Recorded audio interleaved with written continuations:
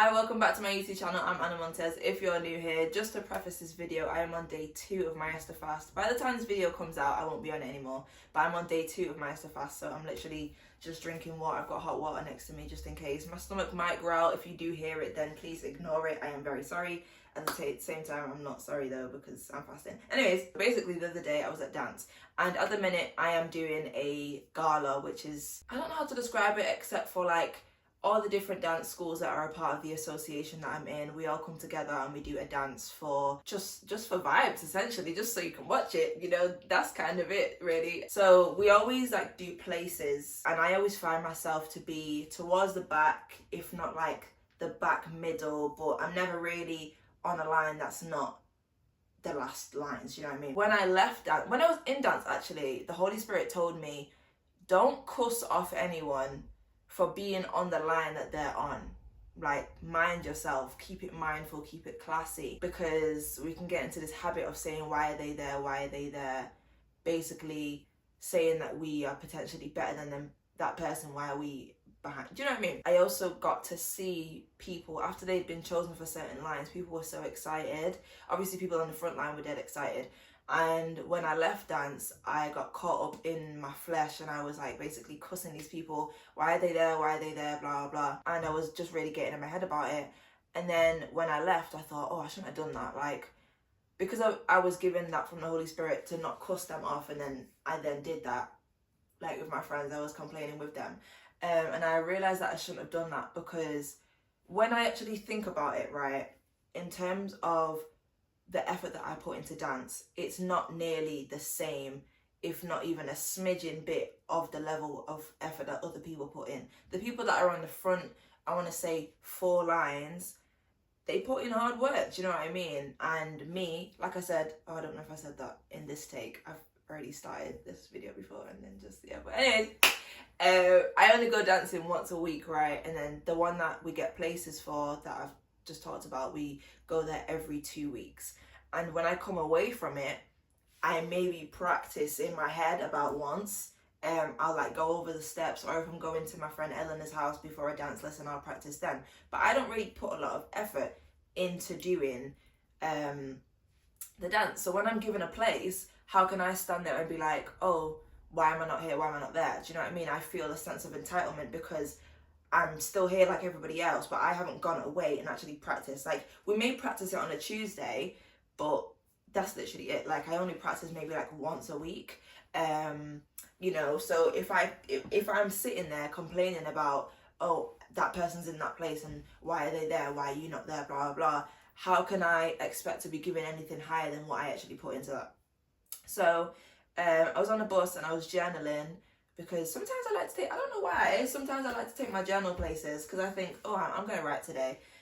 So I was just writing a letter to the Lord, and the parable of the talents, or the golden coins, silver coins, anyway, the parable of that basically came into my head, and I'm going to like paraphrase it a little bit for you, just in case you don't know actually what it's about.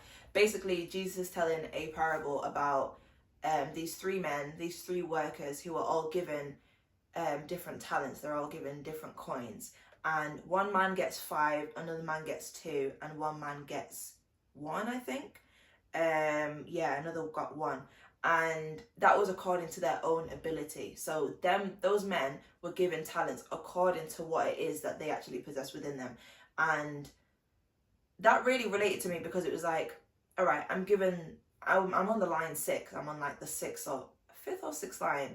And that is according to my ability. And that's not necessarily something to take offense of, because if I actually upped my level of effort and passion for what it is I'm doing, then I'd be given more. So these men were only given talents according to what it is that they actually put in. So when their master went away, the one that got 5 talents, he traded them. So he traded the talents. The man that had 2 talents, he also traded them. So they both received more, whereas the man with 1 talent, he buried his in the ground.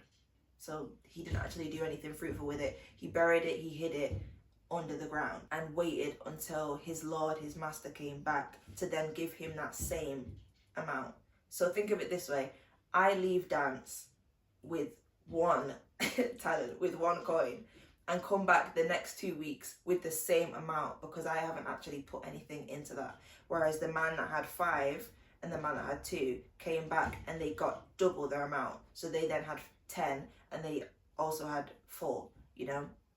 Whereas the man that had 1 only had 1 because that's what he reaped and he sowed and everything like that. So then when the Lord came back, their Lord came back, he told the ones with 5 and 2, you good and faithful servant. But the man that had the 1, he said, you wicked servant. How could you go away and do nish with what it is that I've given you? That's rude, that's out of order. And he actually took the 1 and gave it to the one with 10 now.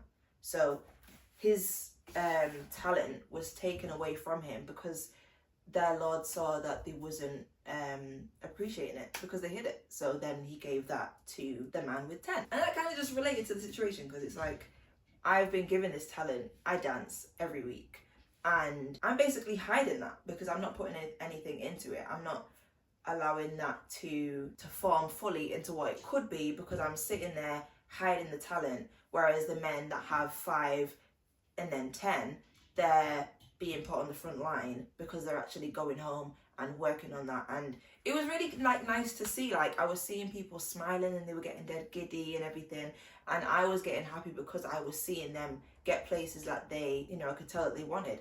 Because there was this one girl who was sat there after we'd all like done a little audition process. She was sat there and she was like she was, you could tell that she was scared, like, where am I going to get put? Because these people, a lot of them go to like uni and college and whatnot and then pursue jobs in this. And I was thinking of it with my own job, with the things that I do. If I don't put effort into that, God's not going to then bless me with more, because how can I sit on the thing that he's given me and expect to then receive more from that?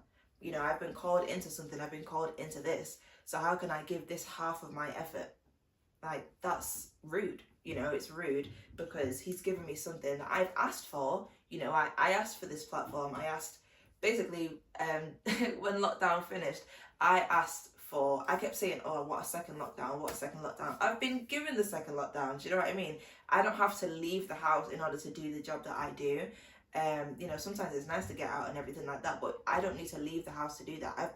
I've been given this second lockdown that I asked for. So how can I sit now in the house doing nothing at all when everything that I have been given is right in front of me? You know, I'm recording this on my phone and using the resources that I have in order to do what it is that the Lord is calling me into. These people, they go to college, they go to uni, they probably did dance at high school. You know, I didn't pursue any of those things because it wasn't my calling, it wasn't what I wanted to do. So I can't necessarily complain when I'm given something that I deserve. You know, because we all get what we deserve at the end of the day. We all get what we deserve. We pour into something, you get what you deserve from it. With plants, you pour into that plant, you get what you deserve because the plant produces fruit or it produces flowers, stuff like that. So yeah, I just thought it was quite interesting. And I had that thought on the bus and I just wanted to share it because at the end of the day, you reap what you sow. That is a biblical phrase that has then been put into the world but people like to tie it to with people. And I suppose you do reap what you sow in relationships, but in life you reap what you sow. If you put in bad into you know, what it is that you're called into, then you're going to receive, not necessarily bad, but you're not going to receive what you feel as though you deserve because you haven't poured into that.